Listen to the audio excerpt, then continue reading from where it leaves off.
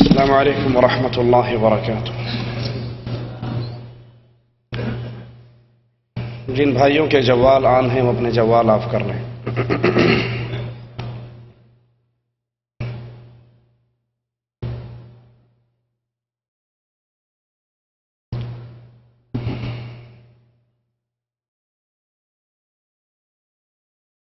ان الحمد للہ نحمده ونستعینه ونستغفره ونعوذ بالله من شرور انفسنا ومن سیئات اعمالنا من يهده الله فلا مضل له ومن يضلل فلا هادي له اشهد ان لا اله الا الله وحده لا شريك له واشهد ان محمدا عبده ورسوله اما بعد فإن خير الحديث كتاب الله وخير الهدي هدي محمد صلى الله عليه وسلم وشر الأمور محدثاتها وكل محدثة بدعة وكل بدعة ضلالة وكل ضلالة في النار أعوذ بالله من الشيطان الرجيم بسم الله الرحمن الرحيم قل هو الله أحد الله الصمد لم يلد ولم يولد ولم يكن له كفوا احد۔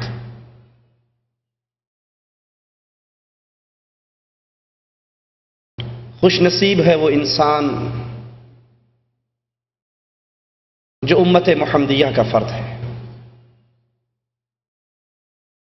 کیونکہ جس طرح رسول اللہ صلی اللہ علیہ وسلم تمام نبیوں کے سردار ہیں، تمام نبیوں سے افضل اور اعلیٰ ہیں، اسی طرح میرے حبیب کی یہ امت بھی تمام امتوں سے افضل اور اعلیٰ ہے۔ رسول اللہ صلی اللہ علیہ وسلم جنت میں جانے والے سب سے پہلے، نبیوں میں سب سے پہلے رسول اللہ صلی اللہ علیہ وسلم جنت میں جائیں گے۔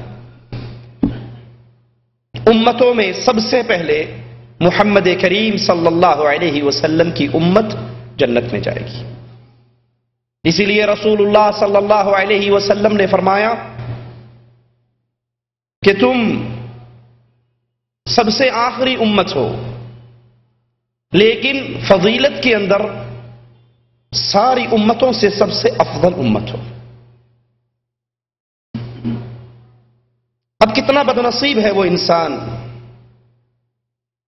جس کے بارے میں امام الانبیاء، امام اعظم، قائد اعظم محمد الرسول اللہ صلی اللہ علیہ وسلم نفرت اور بیزاری کا اظہار فرماتے ہوئے کہہ دے میرا اس سے کوئی تعلق نہیں۔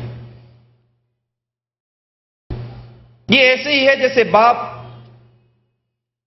اپنے بیٹے کو تنبیہ کرتے ہوئے کہتا ہے اگر تو نے فلاں کام کیا تو میرا تیرا کوئی رشتہ نہیں، میرا تیرا کوئی تعلق نہیں۔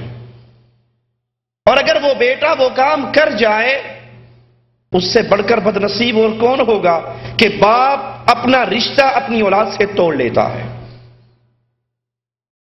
رسول اللہ صلی اللہ علیہ وسلم کچھ لوگوں کی حرکتیں، ان کے اعمال بیان کر کے ان سے نفرت، بیزاری کا اظہار کیسے فرماتے ہیں کہ اپنا رشتہ اس سے توڑ لیتے ہیں۔ فرماتے ہیں فلیس منا، یہ کام کرنے والے مجھ کے ساتھ میرا کوئی رشتہ نہیں ہے۔ ابن حجر رحمہ اللہ فرماتے ہیں کہ اس سے مراد کیا ہے؟ ای لیس منا ای من اہل سنتنا و طریقتنا، آپ کا یہ فرما دینا کہ یہ ہم میں سے نہیں ہے، یعنی ہماری سنت پر اور ہمارے منہج پر اور ہمارے طریقے پر یہ آدمی نہیں ہے۔ اور بعض اہل علم فرماتے ہیں فلیس منا ای لیس علی دیننا الکامل، جس کے بارے میں آقا نے یہ کہا کہ یہ ہم میں سے نہیں، اس سے مراد یہ ہے کہ وہ ہمارے کامل دین پر نہیں، ہماری مکمل ہدایت والی دعوت اور تحریک پر نہیں۔ اس سے مراد یہ نہیں کہ وہ کافر ہو گیا، امت اسلام سے خارج ہو گیا، لیکن وہ کامل طریقہ، وہ سنت، وہ راستہ، وہ منہج، وہ طریقہ جس پہ چلنے کا اللہ نے اپنے رسول کو حکم دیا اور رسول نے اپنی امت کو حکم دیا، جو یہ اعمال کرے گا اللہ کے نبی فرماتے ہیں وہ ہمارے طریقے پر نہیں، ہماری سنت پر نہیں، ہمارے کامل منہج پر نہیں۔ آئیے دیکھیے وہ بد نصیب کون ہیں جن کے بارے میں رسول اللہ صلی اللہ علیہ وسلم نے یہ الفاظ کہے۔ صحیح بخاری کے اندر ابو ہریرہ رضی اللہ عنہ وارضاہ سے روایت ہے، رسول اللہ صلی اللہ علیہ وسلم نے فرمایا لیس منا من لم یتغن بالقرآن، وہ ہم میں سے نہیں جو قرآن کو پڑھتے ہوئے آواز کو سنوار کر نہ پڑھے، وہ ہم میں سے نہیں جو قرآن کو پڑھتے ہوئے اپنی آواز کو اچھی کر کے، بہترین کر کے، پیاری کر کے، سنوار کے، اچھی آواز سے، فطری آواز سے قرآن نہ پڑھے، وہ ہم میں سے نہیں۔ یہ قرآن اللہ کی کتاب ہے، یہ قرآن مالک کا کلام ہے، اور جس کو یہ قرآن اس کے دل میں اجائے، اس کی زبان پر اچھی آواز کے ساتھ جاری ہو جائے، اس کا پھر مقام کیا ہوتا ہے؟ رسول اللہ صلی اللہ علیہ وسلم حضرت ابی سے کہتے ہیں ابی مجھے قرآن سناؤ۔ ابی کہتے ہیں یا رسول اللہ صلی اللہ علیہ وسلم، میرے حبیب کا نام آئے تو محبت سے کہا کرو صلی اللہ علیہ وسلم۔ سودا گھاٹے کا نہیں ہے، سودا نقصان کا نہیں ہے، سودا فائدے کا ہے۔ تم ایک مرتبہ کہو گے صلی اللہ علیہ وسلم، عرش والا اللہ تم پہ اپنی 10 رحمتوں کا نزول فرما دے گا، صلی اللہ علیہ وسلم۔ کہنے لگے آقا قرآن آپ پہ اترا ہے اور میں آپ کو قرآن سناؤں؟ کہا ہاں مجھے قرآن سناؤ۔ آقا قرآن تو آپ پر آیا ہے، میں سناؤں؟ نبی پھر فرماتے ہیں ابی مجھے قرآن سناؤ۔ اور کیوں سناؤ؟ اللہ نے حکم دیا ہے ابی سے قرآن سناؤ۔ ابی کی آنکھوں میں آنسو آ جاتے ہیں، آقا کیا مالک نے میرا نام لیا ہے؟ کہا ہاں ابی مالک نے تیرا نام لیا ہے۔ عبداللہ ابن مسعود رضی اللہ عنہ وارضا اس قرآن کو بڑے پیار سے پڑھتے، اور اللہ کے نبی صلی اللہ علیہ وسلم فرماتے جو کوئی پسند کرتا ہے کہ قرآن کو ویسے سنے جیسے یہ اترا ہے تو ابن مسعود کی تلاوت کو سنا کرے۔ یہ قرآن کوئی ڈائجسٹ نہیں ہے، کوئی ناول نہیں ہے، کوئی کتاب نہیں ہے کہ آپ اس کو بے دھیانی میں پڑھیں، سستی میں پڑھیں، بے رغبتی میں پڑھیں، اس کی تلاوت کا حق ادا نہ کریں۔ ڈرائیونگ سیکھ لی پیٹ پالنے کے لیے، انگلش بولنا سیکھ لی پیٹ پالنے کے لیے، کمپیوٹر کے ماسٹر بن گئے پیٹ پالنے کے لیے، انجینئرنگ کر لی پیٹ پالنے کے لیے، لیکن اللہ کی جہنم سے بچنے کے لیے، جنت کے وارث بننے کے لیے اس قرآن کو نہ سیکھا، اس قرآن کو نہ پڑھا، اس کے اصول اور قواعد کو نہ سیکھا۔ کتنے ہی وہ بدنصیب ہیں جو قرآن پڑھتے ہیں، قرآن پڑھتے ہوئے قرآن کا حق ادا نہیں کرتے۔ آپ نے سنا ہوگا اپنے ملکوں میں تراویح پڑھنے والوں کو، شبینے پڑھنے والے بھی سنے ہوں گے، سپیکر لگا کے 3 راتوں میں پورا قرآن ختم کرتے ہیں، جتنا مرضی زور لگا کہ ان کے پاس بیٹھ جاؤ، جس آیت پہ انہوں نے بریک لگانی ہوتی ہے اس کے آخری لفظ کے علاوہ کوئی چیز پلے نہیں پڑتی، تعلمون یعلمون اللہ اکبر، اس کے درمیان میں کیا کہا ہے اس نے کوئی پتہ نہیں۔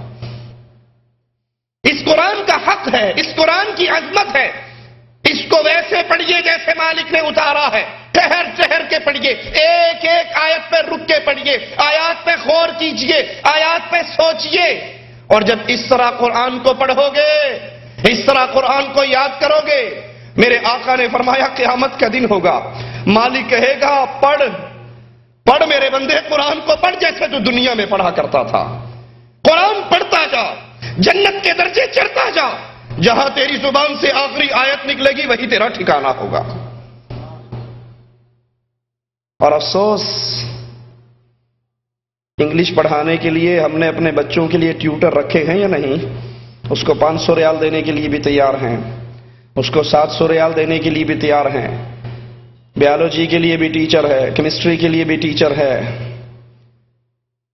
لیکن قرآن جیسے نانی اماں نے پڑھا دیا، جیسے دادی اماں نے پڑھا دیا، نہ اس کے حروف، نہ اس کے مخارج، نہ اس کی الفاظ، نہ تجوید کے قواعد، کچھ نہیں علم۔ اس کو ہم نے بس وقت گزاری کے لیے پارٹ ٹائم چیز سمجھی بھی، اور اصل سارا زور وہ دنیا کی تعلیم پہ ہے، وہ اس تعلیم پہ ہے جس کو حاصل کرنے سے دنیا کے اندر مقام تو پالو گے، اور اس تعلیم کو بالکل بھول چکے جس کے حاصل کرنے کے جواب میں عرش والا اپنے نبی کو کہتا ہے، نبی اپنے اللہ کے حکم سے اعلان کرتے ہیں خیرکم خیرکم۔ دنیا کے اندر بادشاہ بھی ہیں، دنیا کے اندر وزراء بھی ہیں، امراء بھی ہیں، امیر لوگ بھی ہیں، دنیا میں بے بہا قومیں ہیں، لیکن محمد کریم فرماتے ہیں صلی اللہ علیہ وسلم خیرکم من تعلم القرآن، تم میں سب سے بہتر، ہر آدمی سے بہتر، پوری کائنات کا نچوڑ ہے، سب سے بہتر وہ ہے جو قرآن پڑھتا اور پڑھاتا ہے۔ اس کے لیے کوئی ٹینشن نہیں، اس کے لیے کوئی پروگرام نہیں، یہ فکر ہے بچہ ڈاکٹر بن جائے، یہ فکر ہے بچہ انجینئر بن جائے، یہ فکر نہیں ہے بچہ مسلمان بن جائے، قرآن کا قاری بن جائے، قرآن پڑھنے والا جاننے والا بن جائے۔ اور آپ کا بیٹا دنیا کی جتنی بڑی ڈگری حاصل کرنے کے بعد مر جائے، قیامت کے دن آپ کو اس کا کچھ نہیں ملنے والا۔ اور اگر وہ قرآن کا حافظ ہو، قرآن کا عالم ہو، عامل ہو، اس کو تو رہنے دیجئے ایک طرف، مالک اس کے ماں باپ کے سر پہ وہ تاج رکھے گا کہ دنیا اس کو دیکھ کے رش کیا کرے گی، وہ چمکتا ہوا تاج۔ پوچھنے والے پوچھیں گے یہ کون ہے؟ یہ شہداء ہیں، یہ انبیاء ہیں، یہ اولیاء ہیں؟ جواب ملے گا یہ وہ ہیں جنہوں نے اپنے بچوں کو رب کے کلام کا حافظ بنایا۔ رسول اللہ صلی اللہ علیہ وسلم فرماتے ہیں جو قرآن کو آواز سنوار کر اچھی آواز سے نہیں پڑھتا وہ ہم میں سے نہیں ہے۔ حضرت علقمہ کو مالک عز و جل نے بڑی ہی پیاری آواز دی، بڑی خوبصورت آواز دی۔ ابن مسعود رضی اللہ عنہ وارضا حضرت علقمہ کو بلا کر کہا کرتے تھے علقمہ قرآن سناؤ، علقمہ قرآن سناؤ۔ اور جب علقمہ قرآن پڑھتے پڑھتے خاموش ہو جاتے، ابن مسعود کہا کرتے تھے فداک ابی و امی، اور پڑھ، تجھ پہ میرے باپ قربان، میری ماں قربان، اور پڑھ، میں تیری زبان سے قرآن اور سننا چاہتا ہوں۔ رسول اللہ صلی اللہ علیہ وسلم نے فرمایا حسن الصوت زینت القرآن، پیاری آواز، اچھی آواز یہ قرآن کی زینت ہے، یہ قرآن کا حسن ہے۔ حضرت انس فرماتے ہیں رسول اللہ صلی اللہ علیہ وسلم سے میں نے سنا اللہ کے رسول علیہ الصلاۃ والسلام نے فرمایا فمن راغب عن سنتی فلیس منی، دوسرا وہ بدنصیب جس سے اللہ کے پیارے حبیب اظہار براءت کر رہے ہیں، نفرت کر رہے ہیں۔ فمن راغب عن سنتی فلیس منی، جو میری سنت سے منہ موڑتا ہے وہ مجھ سے نہیں ہے۔ پتہ ہے یہ آپ نے فرمان کیوں جاری کیا تھا اور کب جاری کیا تھا؟ 3 صحابی رسول اللہ کے گھر آئے تھے صلی اللہ علیہ وسلم، آقا گھر پہ نہ تھے، آپ کی گھر والیوں سے، مومنوں کی ماؤں سے پوچھا تھا ہمارے نبی کی گھر کی عبادات کا کیا منظر ہے؟ مومنوں کی ماں نے کہا تھا تمہارا آقا رات کو جاگتا بھی ہے، سوتا بھی ہے، بیویوں کے حق بھی ادا کرتا ہے، روزے بھی رکھتا ہے، افطار بھی کرتا ہے۔ وہ صحابی سوچنے لگے ہائے ہائے، پیروں کی سوچ کو دین بنانے والوں، مولویوں کی سوچ کو دین سمجھنے والوں، اماموں کی سوچ کو حرف آخر جاننے والوں، یہ سوچ پیر و ملا کی نہیں ہے، یہ سوچ محمد کے شاگرد کی ہے صلی اللہ علیہ وسلم۔ ایک کی نہیں ہے، 3 کی ہے۔ لیکن کائنات میں کسی کی سوچ دین نہیں ہوا کرتی جب تک محمد کی مہر نہ لگ جائے صلی اللہ علیہ وسلم۔ ان تینوں نے سوچا یہ تو آقا ہے، رسول ہے، نبی ہے، اگلے پچھلے معاف ہیں، ان کی یہ کیفیت ہے، ہم جب تک ان سے بڑھ کر ان سے زیادہ عمل نہیں کریں گے ہمیں کیا ملے گا؟ ایک نے عہد کیا آج کے بعد رات کو کبھی نہیں سوؤں گا، ساری رات جاگ کر تہجد پڑھتے ہوئے گزار دوں گا۔ ہمارے ہاں بھی اولیاء کا نام انہی میں لیا جاتا ہے جو کہتے ہیں جی آپ کیا ہو۔ ہمارے جو پیر صاحب تھے 40 سال تک عشاء کی وضو سے فجر کی نماز پڑھتے رہے۔ مولوی زکریا صاحب نے لکھا ہے فضائل صدقات میں کہ امام ابو حنیفہ رحمۃ اللہ علیہ 40 سال تک عشاء کی وضو سے فجر کی نماز پڑھتے رہے۔ حنیفہ کیسے پیدا ہو گئی؟ یہ کون سا دین ہے؟ یہ کس کی دعوت ہے؟ یہ کس کا طریقہ ہے؟ صحابی رسول نے کہا میں ساری رات نہیں سوؤں گا، تلاوت کیا کروں گا، قرآن پڑھا کروں گا، عبادت کیا کروں گا۔ دوسرے نے کہا اچھا میں عورتوں سے شادی کروں گا نہیں، نہ بیوی نہ بچے نہ جھنجھٹ، بس 24 گھنٹے فارغ ہو کر اللہ اللہ کروں گا۔ ہمارے ہاں بھی کہتے ہیں ہمارے جو اولیاء اللہ تھے